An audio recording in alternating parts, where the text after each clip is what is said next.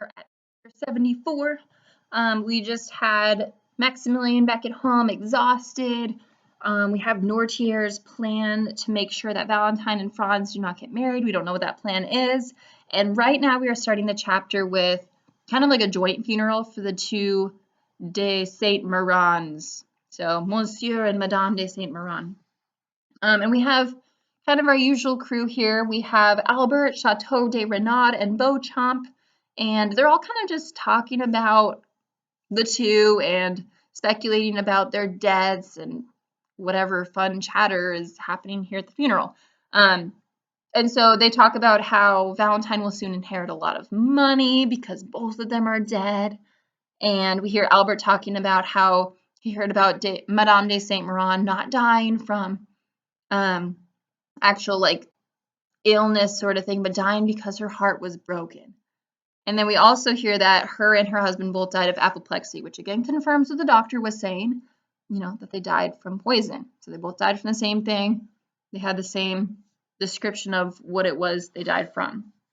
So they also see Morel at the funeral, and they're like, "Hey, Morel, we didn't even know you knew the Villeforts." And he kind of gives some like half-hearted, "Oh yeah, I knew Madame de Saint-Maran from blah, blah, blah." Weird. But they don't care. And so they also greet Franz, who says Valentine, who we saw that morning, looked so pale in her grief. And so the coffins are prepared. There's kind of a religious ceremony that goes along with it. And the groups that are here just kind of start separating. So funeral is over. We don't see too much about the funeral itself. And Franz and Monsieur Villefort take the same carriage back. And Morel sees this and feels uneasy. So he's like, "Oh, shoot. Villefort and Franz are in the same cart together. It's like they're already father and son-in-law, and I don't like it." So he's just getting uneasy. He's like, "This is really going to happen, or is Nortier going to do something last minute? Let's see." And so when they're back at the house, now we're with Villefort and Franz. I don't know. Morel hopefully just went home at this point. Remember, he's supposed to just go on his merry way, do his own thing. Nortier is going to take care of the rest. So back with Villefort and Franz. And Villefort's like, despite everything, the marriage contract is prepared. It's been prepared. We are ready to sign it. Okay, so let's do this. And Franz is like, "All right, I guess. Yeah, sure." Even though I know Valentine's struggling here. And Valentine is shocked. She's like, "I cannot believe, these two just died. You want me to get married right now? Are you kidding me?" So she's shocked. She's dismayed. And everyone starts assembling for the signing of the contract. So great. It's about to happen. However, Franz is informed by the notary about Nortier disinheriting Valentine if this marriage happens, which we already knew. Remember, Nortier said long ago, "If you marry Franz, I'm not going to give you any money. But if you don't marry Franz, I'll give you my money again." That's right. I had forgotten about that. So Franz hears this and he's like, "No, I'm here for love. The money doesn't matter." So sweet Franz. Look at him. Heart of gold. Heart of gold. Anyway, chapter ends with something else that's a little bit more interesting. So Barroy appears, servant of Nortier, and goes to Franz and is like, "Hey, Nortier wants to see you immediately." And so Valentine, Villefort, and Franz, so many names, they go up to go see what Nortier has to say. So maybe this is the crowning moment of they're not going to get married. Hopefully. Let's see what he has to say, or a signal, I guess. And that's the end of the chapter. So we're at chapter 75, which is interesting, to say the least. All right, let's get started with it. So they enter Nortier's room, and Nortier signals Valentine to open up a desk. And so she's opening it up, and he's like, "No, you need Barroy to help you." And Barroy opens up this special little lever, and out pops this secret compartment. And this secret compartment is a letter. And so she takes the letter out, and Nortier signals that it needs to be given to Franz to read, which seems weird. And so Franz opens it, he reads, and he immediately sees the date. And this is the exact same day that his father died. Remember also, everything's connected, don't forget. Way back when Franz's father died, we have to assume he was assassinated by some sort of Bonapartist. because he was a royalist and something sketchy happened. So there are no extreme details as to how he died, but this seems weird that Franz has a letter that has the exact same date of the day his father died. So he starts reading.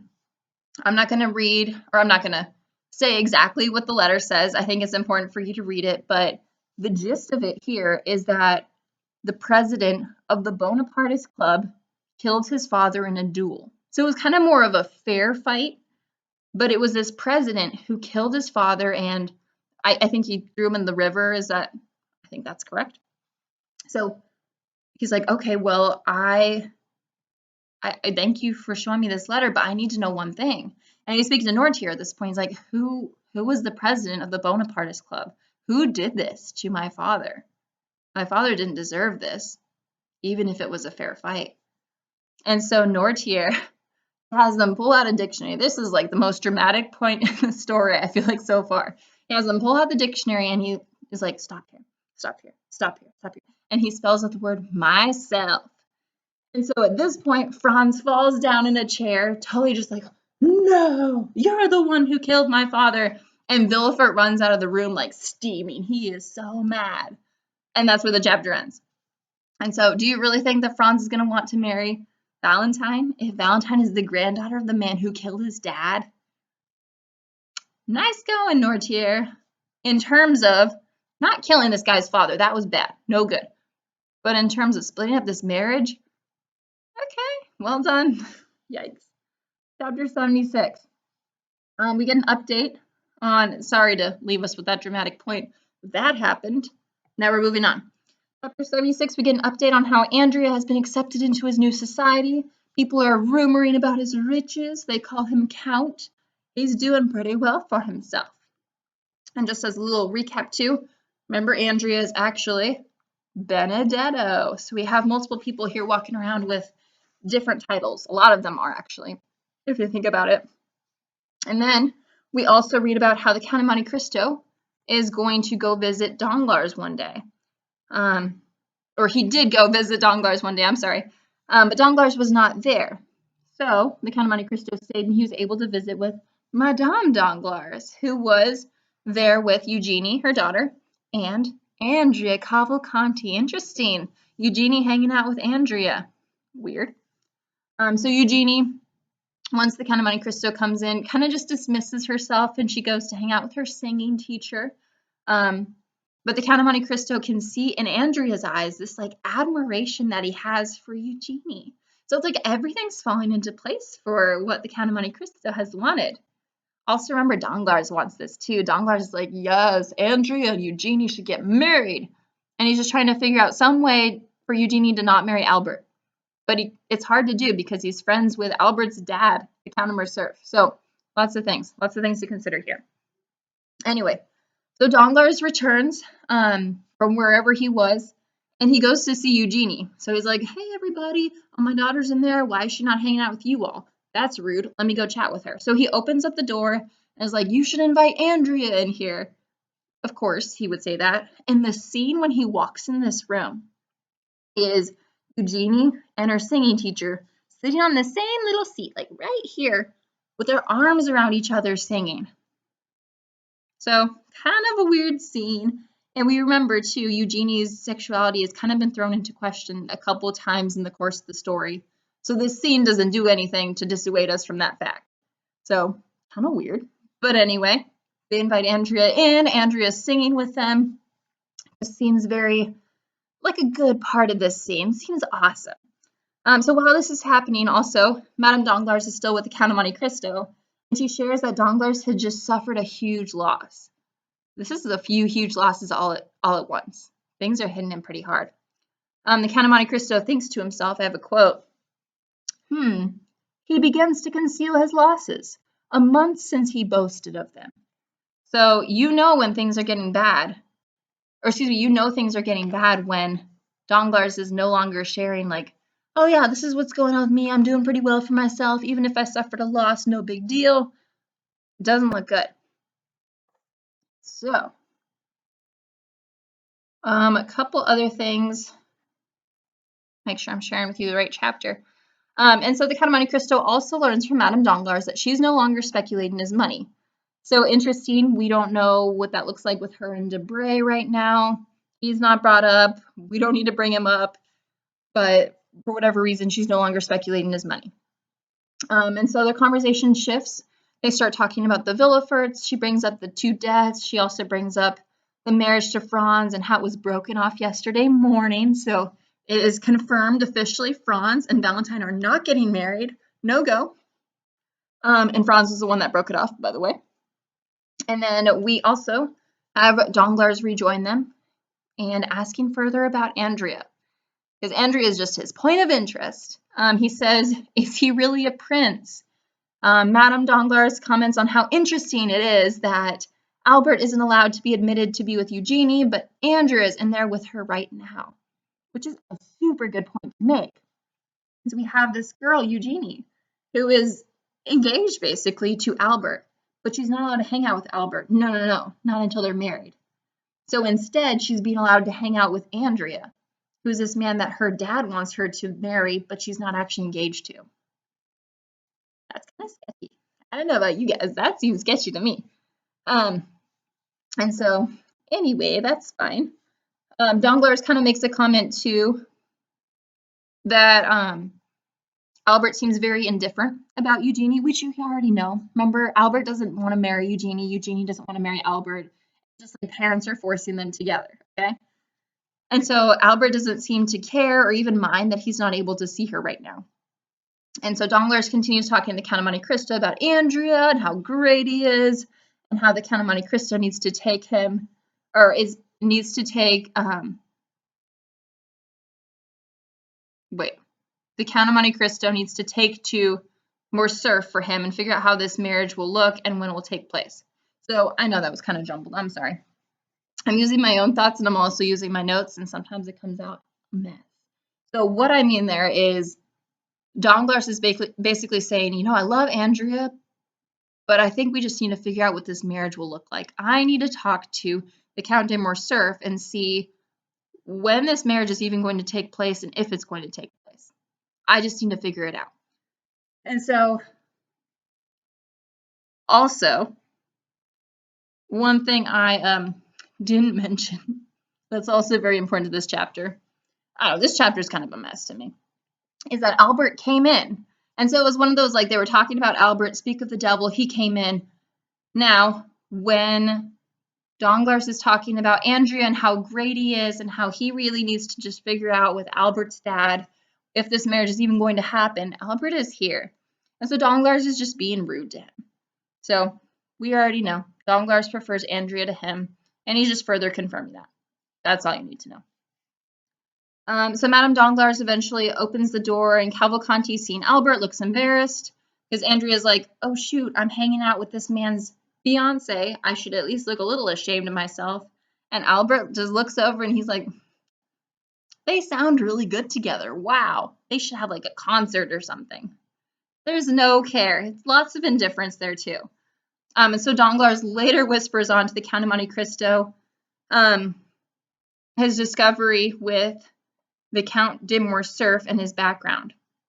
So remember, again, throwing it back to an older chapter, how Danglars was going to look into the background of the Count de Morcerf, Fernand, because he was like, it feels a little sketchy. I heard some things about the Ali Pasha stuff, and I want to know if he really did do bad things, because if he did do bad things, then maybe I can get Eugenie out of this marriage with his son. That would be great. That would be awesome. And so he's like, hey, Count of Monte Cristo, I have some information. I'll share it with you later.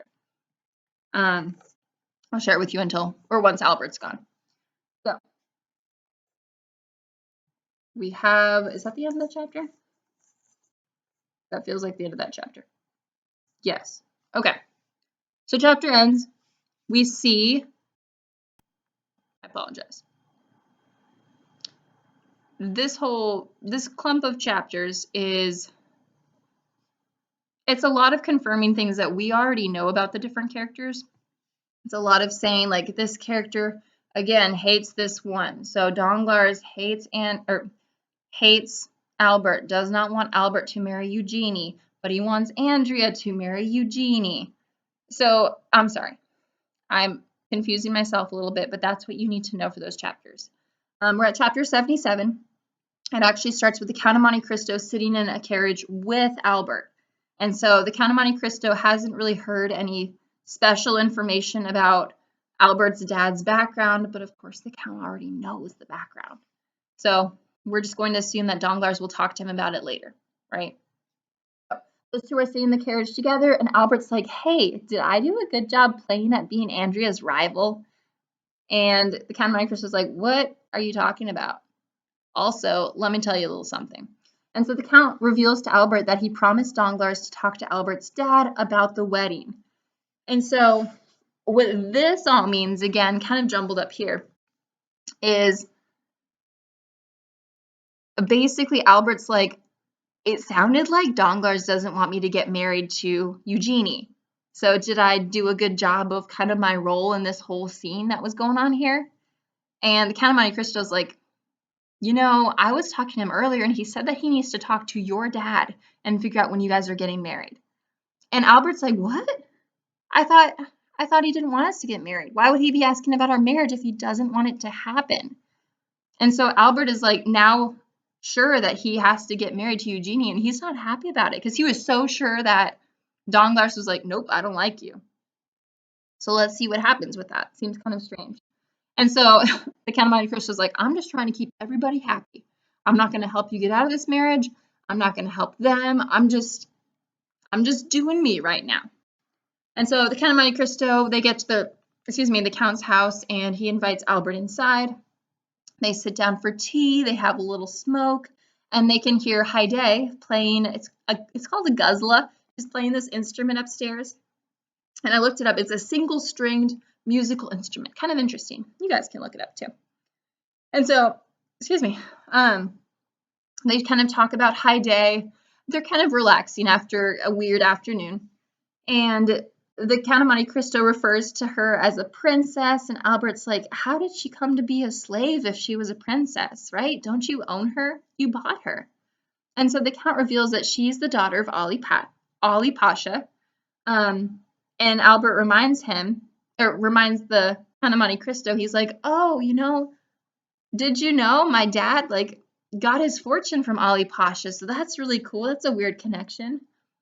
Of course, we know that the Count of Monte Cristo knows this, but Count's like, oh, yeah, that's right. Thanks for reminding me about that. And so Albert's like, can I meet her? That's a really cool connection that she has to my dad. My dad was like her most loyal servant, and he was so good to him.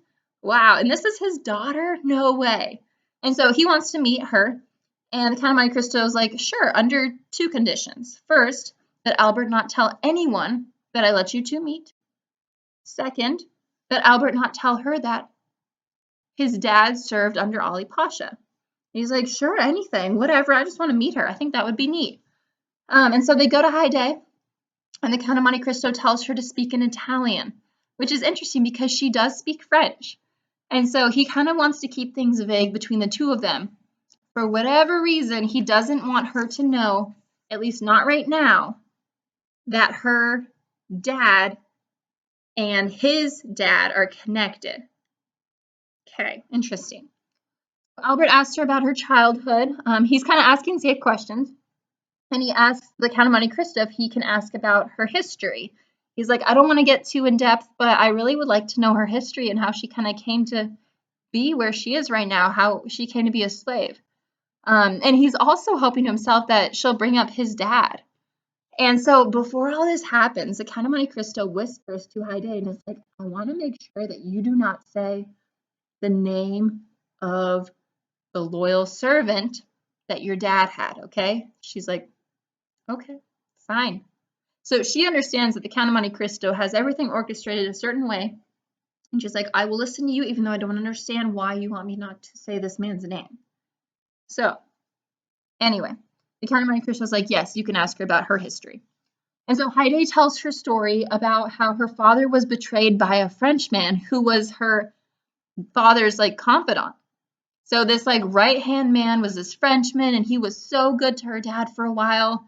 And it's hilarious too, because meanwhile, Albert's like, Do you remember the name of that man?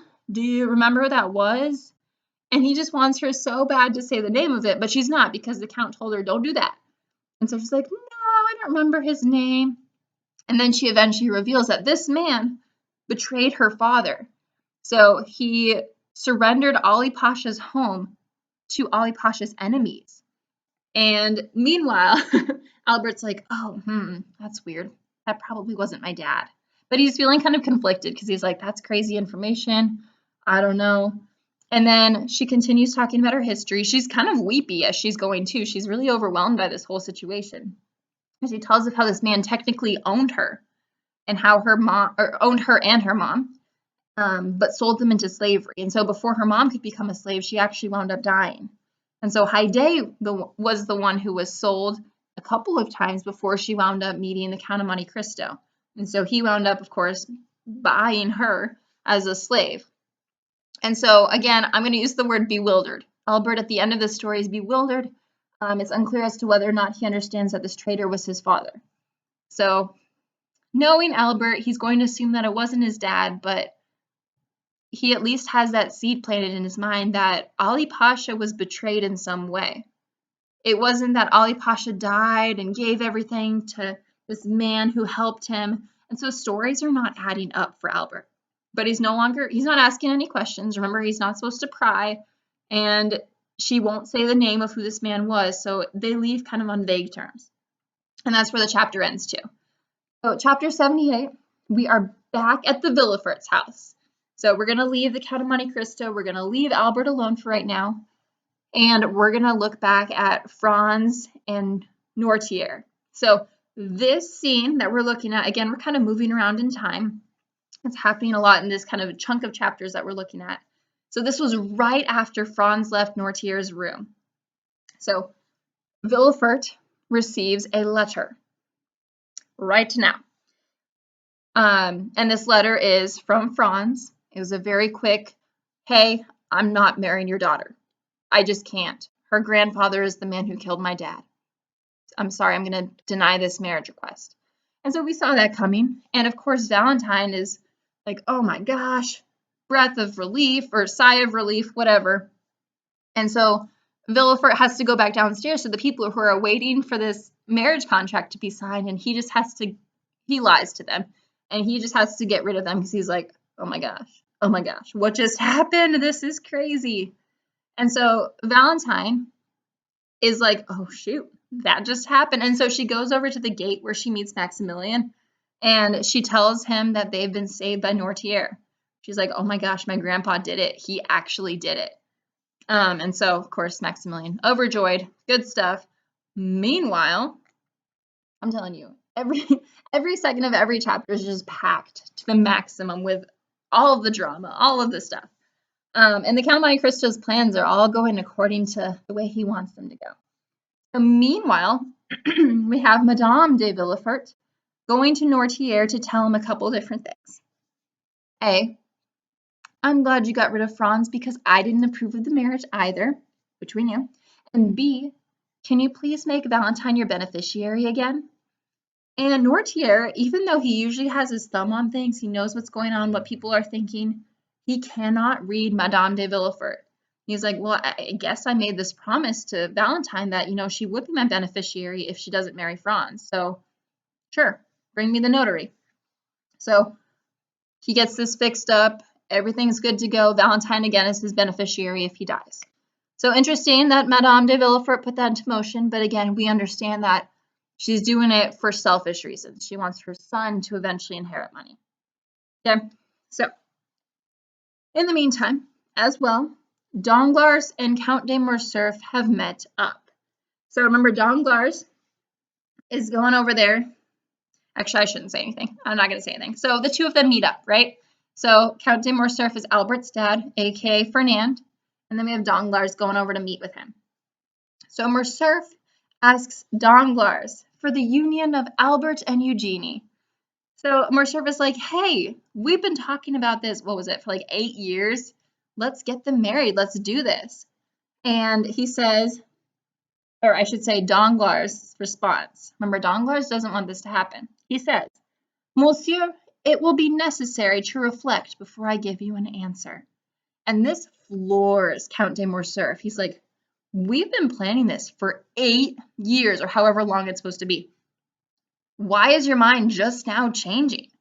And we know why. Because remember, Danglars inquired into the background of Count de Morcerf. He's finding out information about this man that is kind of sketchy. So he's like, no, I don't want my daughter to marry this man's son. This man has a very shady background. Okay, so he's getting out of it. And so right now he's like, I don't know, I'm going to have to think about it. And so Danglars continues being vague. He has good reasons behind him saying this. And so Morcerf finally is like, and this is a quote, enough, sir. We will speak no more on the subject. So that tells us that it's done. He's like, fine. You know what? If you're going to keep saying, I don't know, we just need to end it. Let's just end this. So it's done. They're not engaged anymore. Danglars ended it, and Count de Morcerf is like, I don't know where you're coming from, but if that's the way things are going to be, then fine. And so the next day, Danglars sees in the newspaper something which renders his explanation to Morcerf unnecessary. And so what I mean when I say that is Danglars sees this little article in the newspaper, and it has background on Count de Morcerf. And it does not use Count de Morcerf's name. It uses the name Fernand, but it says basically like, this random guy, his name is Fernand, betrayed Ali Pasha by giving Ali Pasha's home to Ali Pasha's enemies. And this man was trusted by Ali Pasha, and it was so bad of him. And so Danglars is like, cool. Now I don't have to tell Count de Morcerf why I don't want my daughter to marry his son. Because look, you got this shady background, and look, it's just been published about. Ooh. Now, it's a small article. It's not really signed by anyone. We don't know who sent this article in, but it's from Beauchamp's newspaper. And so Albert, Count de Morcerf's son, Albert sees this article. And Albert loves his dad. He has a lot of respect for his father. And he takes this article and he goes to the Count of Monte Cristo. And he's like, this is slander. This is libel. Like, look at this. Someone is totally slamming my dad. Because my dad's Christian name, it's Fernand. This is basically saying that my dad has this really sketchy background. This is terrible. And it's not true. And so he's like, I want to fight Beauchamp. He wrote this article. He put this article in his newspaper. He's done. I want to duel with him. And so the Count of Monte Cristo is like, who in the world will connect the dots and say that the Count de Morcerf is this man named Fernand? No one knows that his Christian name is Fernand. They're just going to see this article and be like, some guy did some evil things in his past, and just move on with their lives. And so Albert's like, I don't care. I know that that's my dad's Christian name. I'm going to go find Beauchamp, okay? And so the Count of Monte Cristo is like, okay, you know what? If you go to Beauchamp, I want you to go alone. Don't suggest a duel straight off, but give Beauchamp a chance to retract the article. Give him that chance to say, oh no, this article is wrong. Give him a chance. Don't just go in there, guns flying, whatever. So Albert goes to Beauchamp. And we know that Albert is a very feisty guy. And Albert likes to do what he wants to do when he wants to. And he goes there and he's like, Beauchamp, this article was in your newspaper. And Beauchamp has not seen the article. So he reads it for the first time with Albert. And in the article, Albert's like, look at this name, Fernand. That's my dad's Christian name. This article is related to me and my family, and I want you to retract this. And Beauchamp can see in Albert that Albert is getting really angry, like angrier and angrier. And Beauchamp's like, I didn't even do this. So you need to stop. Like, if you're my friend, you need to treat me like a friend too. And Albert is so wound up that he cannot. So he is getting more and more mad at Beauchamp, and Beauchamp's like, you know what? I've decided that I am not going to retract this article until it's been proven wrong, okay? And of course, poor Albert, of course at this point, Albert is mad. And Beauchamp's like, I had nothing to do with this article. I would have just taken it away immediately. But since you're acting like a jerk and you're acting like I'm not your friend anymore, I'm going to see if that article is actually true. If it's true, it's staying in this newspaper. If it's not true, Fine, I'll retract it. And so the chapter ends with Albert leaving and then seeing Morel and commenting to himself about how happy Morel is. Kind of random, but we know that Maximilian's happy because remember, whatever, Valentine's not marrying Franz. A weird, random thing to add at the end of the chapter, but Albert leaves and he's mad. He's really angry. So that's the end of chapter 78. I'm going to stop right here for right now. We're going to start with chapter 79 for the next video.